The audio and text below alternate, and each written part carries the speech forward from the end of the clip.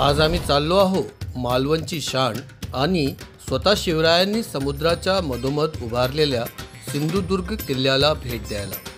चला सरका आतमध्ये जॅकेट घ्या सर्वांनी. हे बघा, या गाडीत चाललो आम्ही.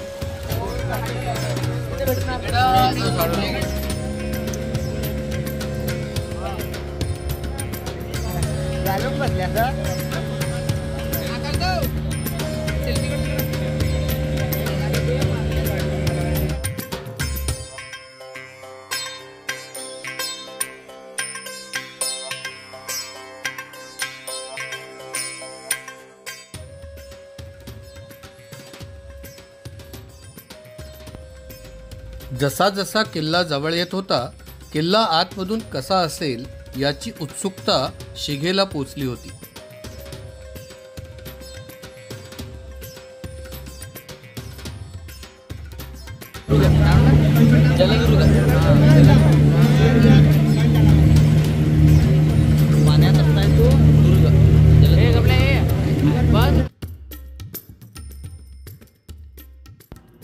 मुख्य द्वारातून प्रवेश करताना एका वेगळ्या विश्वात आल्याची प्रचिती आम्हाला येत होती. त्याला दुर्ग नाव दिलंय. शिवाजी महाराजांनी बांधलेला किल्ला आहे.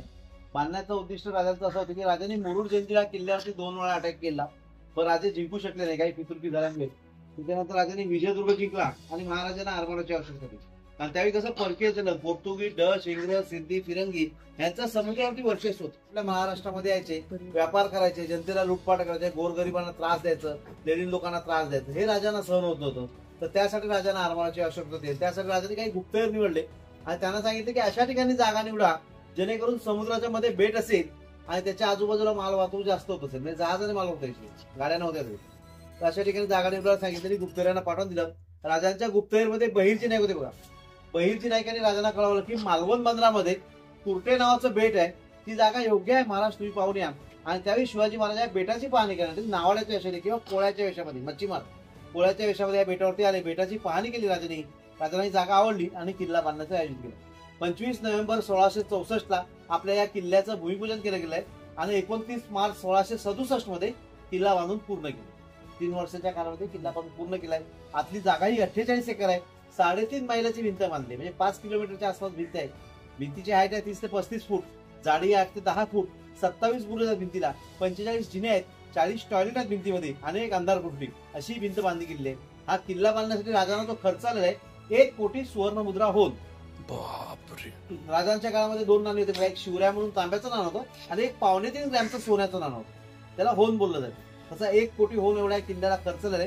राजाने मोगल लोकांची म्हणजे सुरतेमध्ये जी काही मोगल लोकांची व्यापार पेठ होती ती 2 वेळा लुटलेली बघा. आणि तो काय पैसा भेटला होता आपल्या किल्ल्याच्या बांधकामासाठी वापरला. काय तसंच आपल्या किल्ल्याच्या बांधकामासाठी राजाने हुशार असे 3000 कारागीर निवडले. त्यांच्या संरक्षणाला राजाने 5000 मावळ्यांचं जागा. त्याचे फायदे 5 आहेत. पहिली गोष्ट म्हणजे आपण बोटीतनं जवळ जरी आला तरी आपला दरवाजा दिसत नाही, म्हणजे शत्रूने जर बाहेरून निरीक्षण केलं तर त्याला दरवाजा कुठे तो कळू नये. दुसरी गोष्ट म्हणजे समोर बुरुज ठेवलाय, गौमुखी बुरुज बोलतात त्याला. तो बुरुज अशा ठेवलाय की शत्रू जर तोफेचा मारा केला तर थेट आपल्या दरवाजा धडकत जाऊ नये, म्हणजे आपला दरवाजा सुरक्षित असेल तर आपण बराच वेळ युद्ध करू शकतो. आणि असा भलाभक्कम बुरुज उभा केलाय. त्याच्यावरती राजाने स्वतः तोफेचा हमला करून बघितलेला आहे का तर आपला बुरुज ढासळता कामा नये किंवा मजबूत आहे की नाही तो. तिसरी गोष्ट म्हणजे नागोडी वळण दिलेलं आहे. त्यावेळी हत्तीचा वापर केला जायचा दरवाजा तोडण्यासाठी. हत्ती कसा सरळ अशा स्पीडने जाऊ शकतो किंवा काही सैनिकांच्या हातामध्ये लाकडाचा मुंडका मोठा देऊन दरवाजा धडक जायचं, पण जागच्या जागी टर्न असल्यामुळे तो लाकूड कुठेही अडकला जायचा. काय करतो दोरात घेऊन धावत येऊन धडक दिली जायची. त्याच्यानंतर राईट साईडला जागा दिली, आपण तलवारीने युद्ध करतोय. राईट साईडला आपल्याला जागा दिली, पलीकडचा बुरुज बाहेर काढला आणि पलीकडची जागा निमुळती केली, म्हणजे शत्रूचा जास्तीत जास्त सैनिक एकदम घुसू नये आणि त्यांची तलवार त्या बुरुजावरती धडकली पाहिजे. म्हणजे आपले 100 जरी सैनिक असतील तरी 1000 शत्रूंना त्या ठिकाणी रोखून आपण मारू शकतो. 5वी गोष्ट म्हणजे चारही बाजूने झरोके दिलेत, एरो पॉइंट आहेत, म्हणजे बाण मारण्यासाठी पॉइंट आहेत. शत्रू समजा पुराणी भाले घेऊन असेल किंवा अँकर टाकून, रशीला अँकर टाकून वरती टाकायचे, तसं करत असतील तर त्यांच्या अंगावरती उखळतं तेल टाकायचं आणि त्यांना भाजून मार. उखळतं तेल टाकल्यामुळे शत्रू मेला पण जायचा.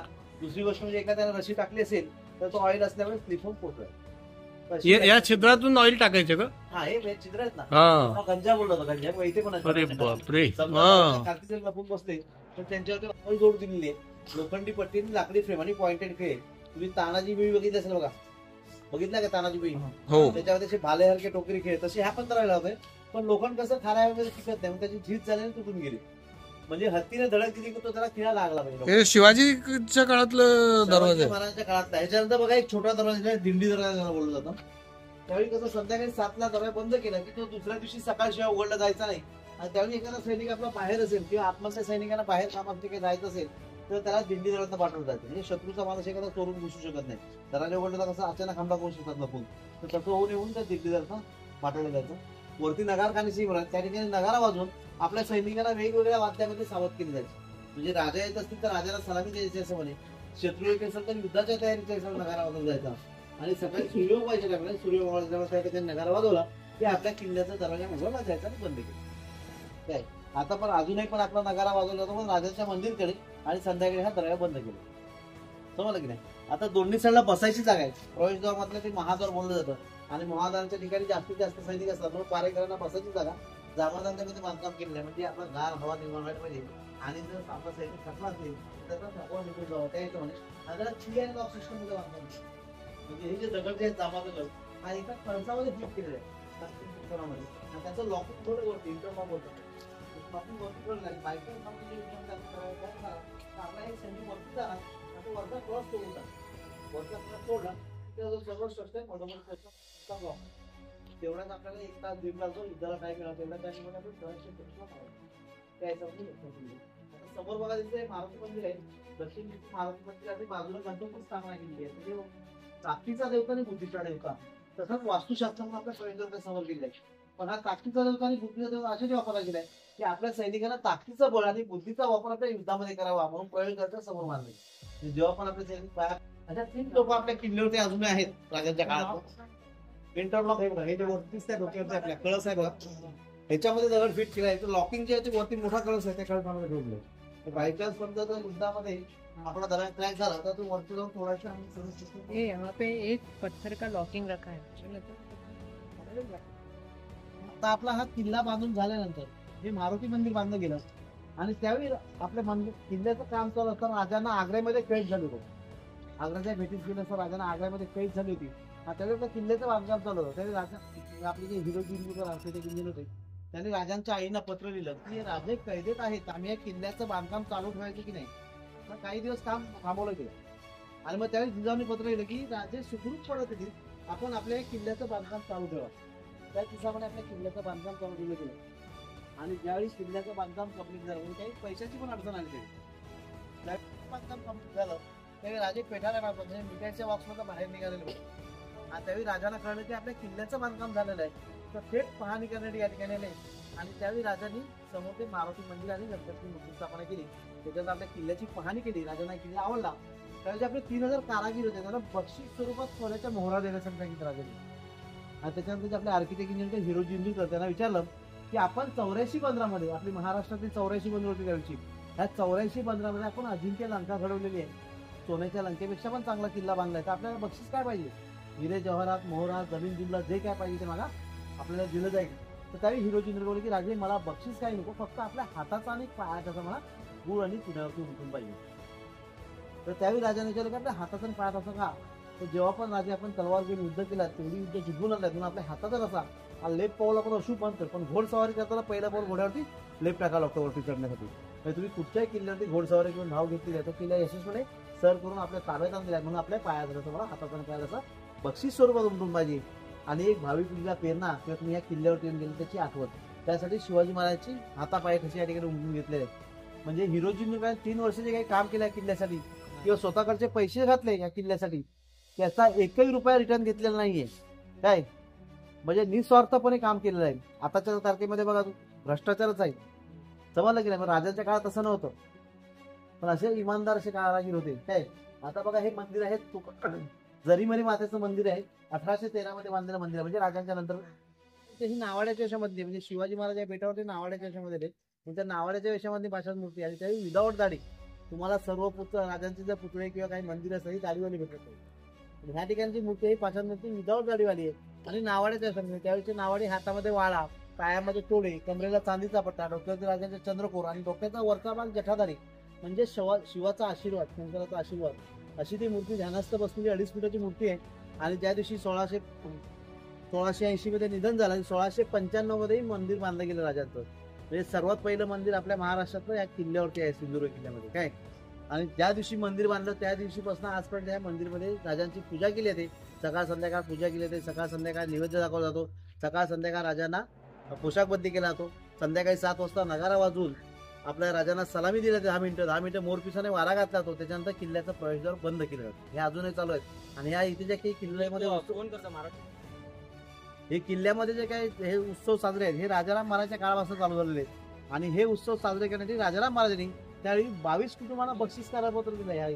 या किल्ल्यातली जी जागा आहे 48 एकर ती 22 कुटुंबांना बक्षीस करारपत्रामध्ये दिलेली आहे. त्याच्यामध्ये जे अशासाठी दिली गेली की ते राजांच्या सेवेमध्ये होते. काही लोक जहाजांवरती कामं करणार होते, काही लोक युद्धाच्या याच्यामध्ये कामं करणार होते, काही धान्याची कोठा सांभाळणार, काही दारुगोळा शस्त्र सांभाळणार. या लोकांना 22 कुटुंबांना बक्षीस करारपत्र दिलंय आणि त्याच लोकांना या ठिकाणी मंदिरमध्ये सेवा करण्यासाठी नेमलं गेलं. आणि त्या काळापासून आजपर्यंत या ठिकाणी अजूनही राजांची सेवा केली जाते. आणि त्यावेळी राजाराम महाराजांनी मानधन म्हणून 6030 रुपये दिले.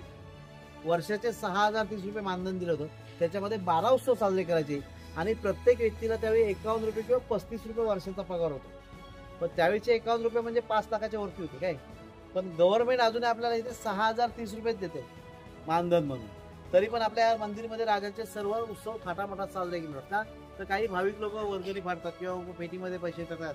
ह्या ह्याच्यामध्ये सर्व उत्सव थाटामाटात साजरे केले जातात. तर आता प्रत्येक पॉईंटवरती आपल्याला माहिती सांगितली आहे. राजांनी नुसता आरमार करून चालणार नाही, कारण का आपल्या 84 बनलं महाराष्ट्रातून शिक्षण घेत.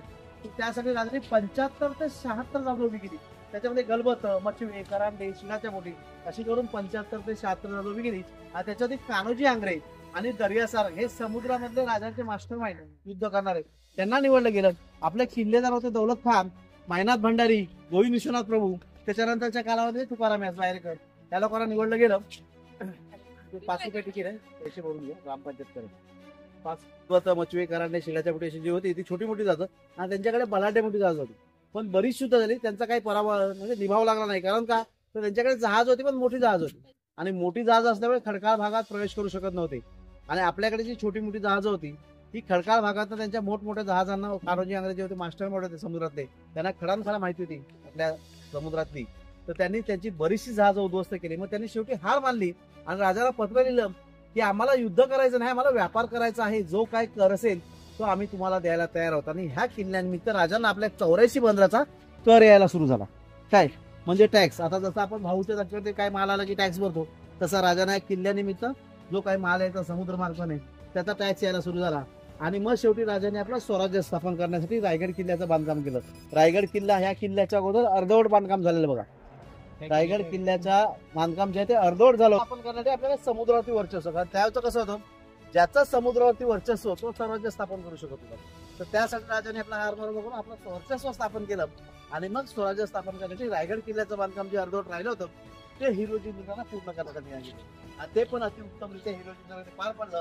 आणि ज्यावेळी रायगड किल्ला बांधून झाला त्यावेळी राजाने पाहिला, राजांना आवडला. त्यावेळी परत हिरोजी दुर्गांना विचारलं गेलं की आपण फार सुंदर किल्ला बांधलेला आहे, आपल्याला रायगड किल्ल्याचं काय बक्षीस पाहिजे. तर त्यावेळी हिरोजी दुर्गा की राजे मला या ठिकाणी काही बक्षीस मिळतं, फक्त मला जगदेश्वराच्या पायरीवरती नाव लिहिलं. रायगड किल्ल्यावर गेला असत तर जगदेश्वराच्या पायरीवरती नाव आहे. तर त्यावेळी राजाने विचारलं की आपण एवढा मोठा सिंधुदुर्ग बांधला त्यावेळी पण आपण बक्षीस नाही घेतलं, या ठिकाणी नाव का. तर जेव्हा पण राजे आपण जगदेश्वराच्या दर्शनात आल तेव्हा जी आपण पायाची धूळ आहे ती माझ्या मस्तकी लागली.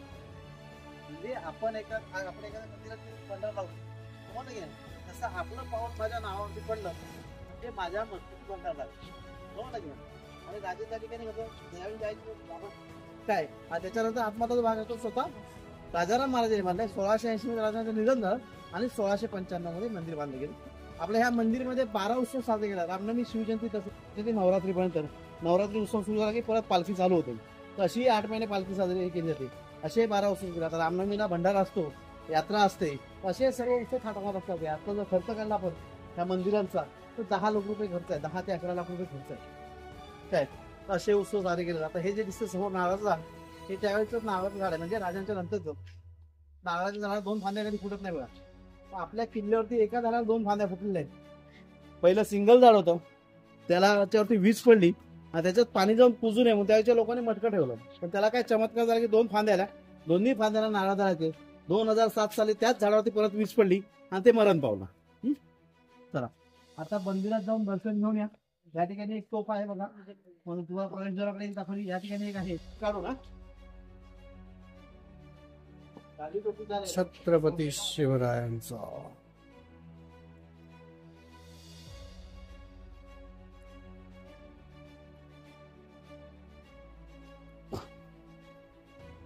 छत्रपती शिवाजी महाराजांचा.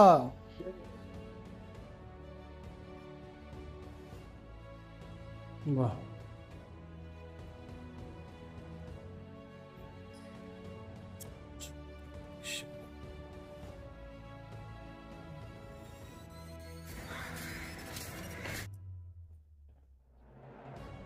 देखो उस समय की नावें कैसी होती थी.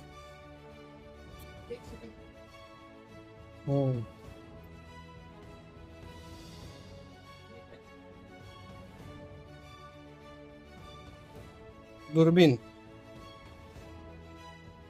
कंपास उस समय का, कंपास में अभी काम करता है.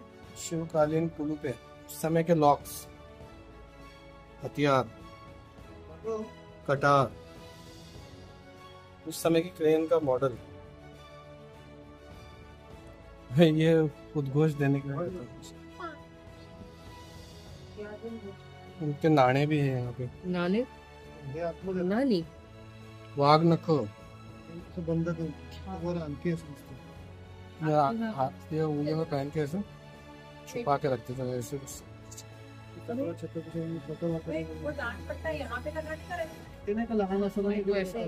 वो शिवाजी महाराज की तलवार भी है यहाँ तो. ओए ये वागना के वही है क्या जिससे मारा था उसको अफजल खान को. हाँ? ये तो नहीं. वो शिवाजी महाराज का ये भी है. एक दांड पट्टा और एक वो सर पे पहनने का तलवार.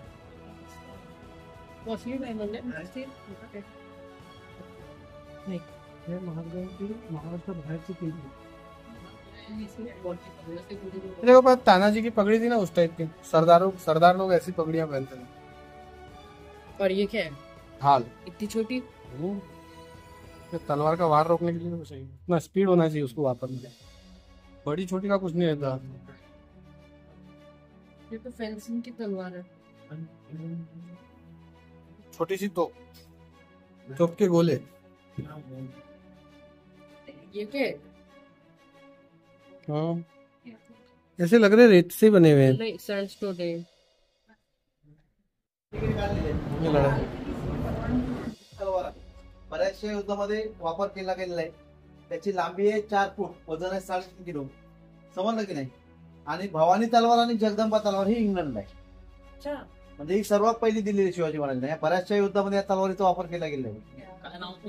तुळजा फिरन ते लिहिले बघा. तुळजा फिरन ही तलवार शिवाजी महाराजांच्या स्वतः वापरलेल्या तलवारीपैकी एक असून ही तलवार शहाजी महाराजांनी छत्रपती शिवाजी महाराजांना भेट दिलेली होती. समजलं की. आणि बाकीच्या दोन लंडनला आहे. लंडन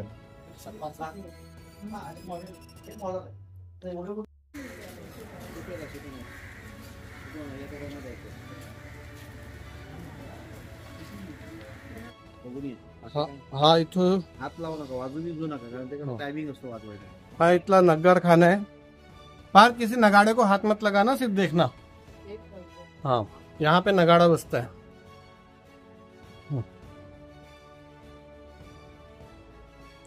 हाँ यहाँ नगाड़े रखे हुए.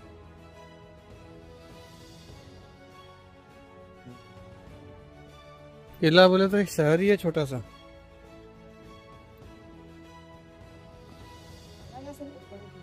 वीर बनवलेलं आहे. 35 फूट खोल आहे. वरती भिंत पकडली तर 40 फूट. पण ही वीर नसून भुयारी मार्ग आहे. हा भुयारी मार्ग समुद्राच्या खालून 7.5 किलोमीटर वझरगावला गेलाय. त्या ठिकाणी वाघाची गुफा, म्हणजे अनोळखी माणूस त्या ठिकाणी जाऊ नये म्हणून त्याला वाघाची गुफा नाव दिलेलं. तसंच मालवण, मेढा मालवण मध्ये पण हा एक रस्ता आहे का घराच्या मध्ये. त्या ठिकाणी धान्याचा कोठा होता. त्या म्हणजे शत्रूने जर चारी बाजूने वेढा घातला तर आपल्या सैनिकांना धान्य पुरवठा, दारुगोळा हे ह्या भुयारातनं केलं जायचं. म्हणजे शत्रूला कळू नये की आपल्या किल्ल्यावरती कुठून धान्य जात आहे, कुठून दारुगोळा जातो, हे कळू नये म्हणून. आणि ह्या रस्त्याचा जो मार्गाचा रस्ता जो आहे तो फक्त राजांच्या खास महत्वाच्या व्यक्तींना, म्हणजे जो कोण किल्लेदार असेल किंवा त्याच्या खालचे जे मेन असतील त्या लोकांना माहिती होतं. सर्वांना सांगितलं नाही, कारण का शत्रूपर्यंत मेसेज दिलं जाईल म्हणून फक्त राजांच्या खास महत्वाच्या व्यक्तींना. आतमध्ये गनिमी गाव म्हणजे 3 रस्ते आहेत. त्याच्यामध्ये एका रस्त्यालाच फक्त ऑक्सिजन आहे, 2 रस्त्याला ऑक्सिजन नाहीये. मशालीवरती ऑक्सिजन माहिती पडायचा. मशाल विजवली की ऑक्सिजन म्हणजे सहजपणे माहिती नाही पडत. आणि एखादा शत्रूचा माणूस जर आपल्या सैनिकांबरोबर गेला तर ती मशाल विझवायची आणि त्याला भलत्या रस्त्याला पाठवून गुदमरून मारून टाकायचं, असा बनवलेला रस्ता आहे. पण हा 1680 मध्ये ज्यावेळी राजांचं निधन झालं आणि 1693 या 93च्या आसपास या किल्ल्यावरती ब्रिटिशांनी कब्जा केलेला. आणि त्यावेळी त्यांना माहिती पडलं की या ठिकाणी भुयारी मार्ग आहे, तो इथून बंद केला गेलेला आहे. पण आपल्याला हे जे वरती चौकोनी नंदीचे तिथे होल दिसतो ना, त्या भिंतीला तुम्ही खालती म्हणजे तुम्हाला निशाण दिसेल बघा. पलीकडच्या साईडला इथे उतरायचं म्हणजे रशी बांधून उतरायचं, 2 साईडला पाय टाकून. असं सहजपणे नवीन माणूस उतरू शकत नाही. पाया साईडला मशाल लावायची जागा. आणि आता पाणी साचलंय कारण पावसाचे पाणी असते हे तिथे जाऊन साचतं. त्यावेळी कसं मार्ग ओपन असल्यामुळे ते पाणी जायचा रस्ता होता, समजलं की नाही. पण आता काय झालंय की भुयारी मार्ग बंद केल्यामुळे जे काही पावसाचं पाणी असते आपल्या जाऊन साचतं, त्याच्यामुळे तो भुयारी मार्ग दिसत नाही. तरी पण तुम्हाला आतमध्ये गेला की थोडीशी त्याची नक्षीकाम दिसेल, बघून या. तो वहाँ से फिर यहाँ पे जो रहने वाले सैनिक हैं या लोग हैं उनको खाना या बाकी की सामग्री पहुंचते हैं. अभी वो अंडरग्राउंड है. हे पाणी गोड असायला बघ ना खरं. नव्हे रे, समुद्राचं खारं पण हे पाणी गोड असायला. आता राजांच्या मीटिंग वगैरे काय असेल या ठिकाणी घेतल्या जायच्या. युद्धाची काय प्लॅनिंग असेल त्याचा इथे या ठिकाणी हे करून मीटिंग लावल्या जायच्या. या साईडला तुम्ही बघितलं तर आता तुम्हाला हे लहान वाढलेलं आहे, पण या ठिकाणी भिंतीचे अवशेष आहेत काही म्हणजे उद्ध्वस्त केलेले. या ठिकाणी सैनिक लोकांची राहायची जागा, धान्याचा कोठार, पलीकडे राजवाड्याचा प्रवेशद्वार, हे सर्व काही या ठिकाणी होतं. पण राजाचं निधन झाल्यानंतर ब्रिटिशांनी ज्यावेळी कब्जा केला त्यावेळी हे सर्व इंग्लंडची जी राणी होती त्यांनी सांगितले की राजाच्या वास्तू उद्ध्वस्त करा, म्हणजे राजाचा इतिहास पुढच्या पिढीला कळू नये त्या हिशोबाने. राजवाडा, सभामंडप, धान्याचा कोठार, सैनिक लोकांची राहायची जागा, दारुखान्याचा कोठार, हे सर्व उद्ध्वस्त केलं. आपल्या किल्ल्याचे 200 ते 250 तोफा होता त्यावेळी राजांच्या युद्धातल्या, ते चालू तोफा ते घेऊन गेले. जे रिकामे होतं त्या 3 ठेवलेल्या आपल्याकडे आहेत. तसं राजवाड्यामध्ये काही तलवारी असतील त्या घेऊन गेल्या. राजवाड्यामध्ये काही सोनं भेटेल म्हणून पूर्ण राजवाडा खोदून काढला, कारण त्यावेळी कसं जमिनीमध्ये सोनं नाणाला पडतायचं, मग तो खोदून काढला. राजांची लिखापड होती की उद्ध्वस्त केली, म्हणजे राजांचे इतिहास राजांच्या मुलांना कळू नये आणि परत युद्धाला तयार होऊ नये त्या हिशोबाने पुन्हा उद्ध्वस्त करून टाकलं. त्याच्यानंतर मग तारा राणी म्हणजे राजांची सुनबाई त्यांनी तह केला आणि आपला किल्ला ताब्यात घेतला. 7 लाख रुपये ब्रिटिशांना खंडणी देऊन घेतलं. म्हणजे आपलाच किल्ला आपल्या ताब्यात घेण्यासाठी ब्रिटिशांना 7 लाख रुपये खंडणी गेलेली आणि आपला किल्ला ताब्यात घेतला. त्याच्यानंतर हा किल्ला कोणी जिंकू शकले नाही. तर काही आपली आर्थिक स्थिती बरोबर नव्हती, काही पैशाची तंत्र नव्हती, तर ती पूर्ण करण्यासाठी हा किल्ला भाडे तत्वावरती पोर्तुगीज आणि डच या लोकांना दिला गेला. कारण का आपलं जे मालवण बंदर होतं हे त्यावेळेचं प्रसिद्ध बंदर, म्हणजे व्यापारासाठी सागवानी, लाकूड, मिठाचा व्यापार, मसाल्याचा व्यापार जास्त चालायचा मालवण बंदरातनं. तर त्यासाठी पोर्तुगीज आणि डच या लोकांची जहाजं भरपूर असायची व्यापारासाठी. आणि दुसरी गोष्ट म्हणजे आपल्या 84 बंदराचा कर आपल्या या किल्ल्यातनं घेतला जायचा. मग त्यासाठी पोर्तुगीज आणि डच या लोकांनी 1 टाइम आपल्याला पैसे भेटावे लागले म्हणून आपण भाड्याने दिला. काही वर्ष त्यांच्या ताब्यामध्ये होता. त्याच्यानंतर काही वर्षांतर आपला हा किल्ला गव्हर्नमेंटच्या अंडरमध्ये आला. काय आता ही बघा, साखरवीर आहे, दूध वीर आहे, दहीवीर, अशा 3 गोड्या पाण्याच्या विहिरी आहेत. पाण्याची योजना म्हणजे आपल्या किल्ल्यावरती 3 तलाव आणि 3 विहिरी या योजना केल्यात का, तर आपल्या सैनिकांना पाणी मिळावं. आणि पाणी नसेल तर आपल्या सैनिक हार मारणार आणि शत्रूचा स्वाधीन होणार. तर तसं होऊ नये म्हणून पहिली योजना म्हणजे लागायची पाण्याची. ज्यावेळी पेटाची पाणी केली तर पहिली पाण्याची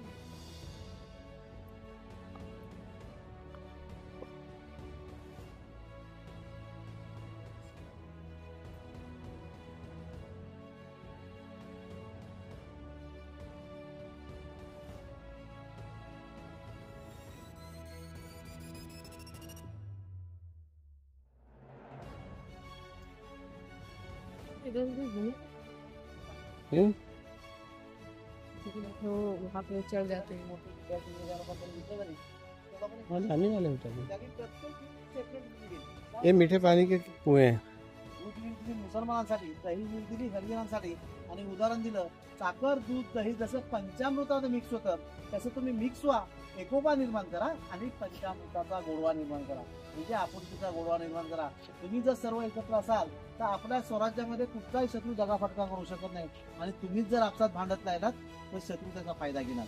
त्यासाठी राजानं असं उदाहरण दिलं. आणि दुसरी गोष्ट म्हणजे आपण सकाळी पाण्याच्या निमित्ताने विहिरीवरती जातो, म्हणजे एक आठवण तुम्हाला राहावी त्यासाठी मी प्रत्येकाला विहिरी सेपरेट दिले, कारण आपसात भांडणं होऊ नये. काय आता ह्या विहिरीची पद्धत आहे ती बघा, शंकराची पिंडीसारखी आकार आहे, आतमध्ये 35 फूट खोल आहे, 12 फुटाची भिंत आहे. तिथं जांभळाचा वापर आहे. जांभळाचा फायदे काय आहे बघा, जांभळाचं पाणी साचून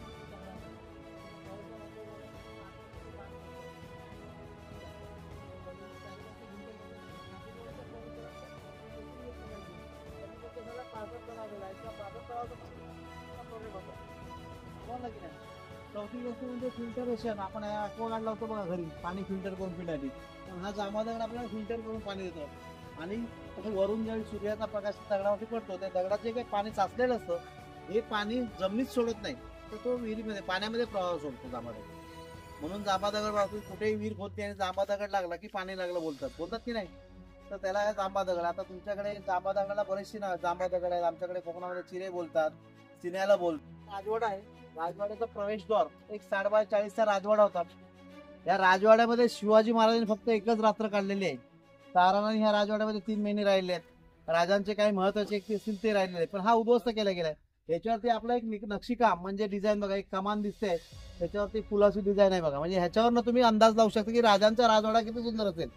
पण हा उद्ध्वस्त केला गेला का, तर राजांचा इतिहास कळू नये म्हणून. हा या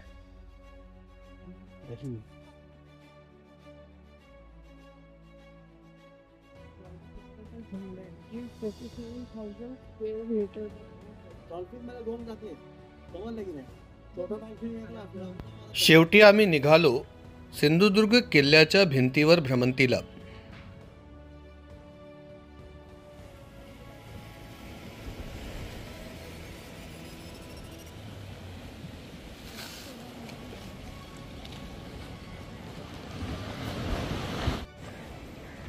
बहुत डर लग रहा है, पहली बार अपनी लाइफ में हाइट से ऐसा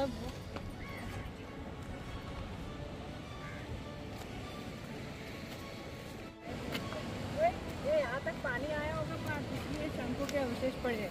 ये किला डूबा होगा सब.